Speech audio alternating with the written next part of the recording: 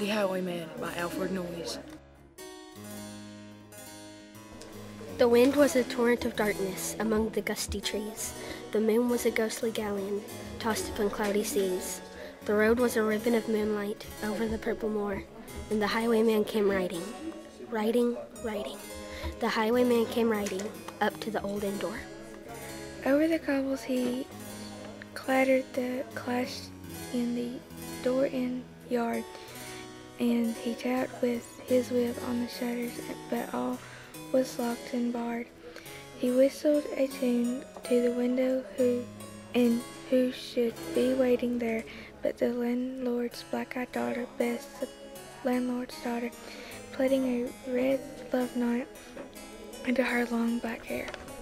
And dark in the dark old inn yard, a stable wick cracked when Tim the ostler listened. His face was white and peaked, his eyes were hollows of madness, his hair like moldy hay. But he loved the landlord's daughter, the landlord's red-lipped daughter. Dumb as a dog he listened, and he heard the robber say, "One kiss, my bounty sweetheart. I'm after a prize tonight, but I shall be back with the yellow goat before the morning light. Yet if they press me sharply and hear me through the day, then look for me by moonlight, watch for me by moonlight. I'll come to thee by moonlight, though hell should bar the way." He did not come in the dawning, he did not come at noon, and out of the tawny sunset before the rise of the moon. When the road was a gypsy's ribbon, looping the purple moor, a red-coat troop came marching, marching, marching. King George's men came marching up to the old inn door. They said no word to the landlord, they drank his ale instead, but they gagged his daughter and bound her to the foot of her narrow bed. Two of them knelt at her casement with muskets at their side. There was death at every window, and hell at one dark window, for Bess could see through her casement, the road that he would ride. She twisted her hands behind her, but the knots held good. She writhed her hands till her fingers were wet with sweat or blood.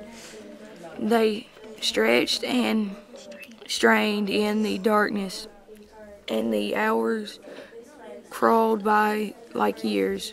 Cold on the till now, on the stroke of midnight, cold in the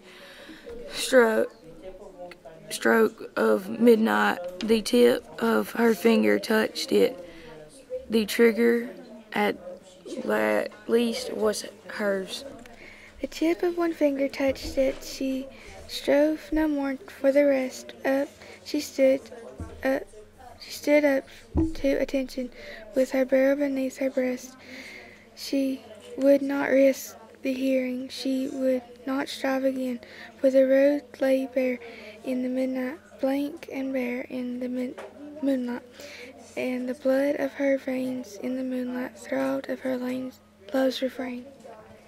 Tlot, tlot, in the frosty silence, tlot, tlot in the echoing night. Nearer he came and nearer. Her face was like a light. Her eyes grew wide for a moment. She drew one last deep breath. Then her finger moved in the moonlight. Her musket shattered the moonlight, shattered her breast in the moonlight, and warned her with her death. He turned, he spun to the west. He did not know who stood, bowed, with her head o'er the musket, darts with her own red blood. Not till the dawn he heard it. His face grew gray to hear how bliss.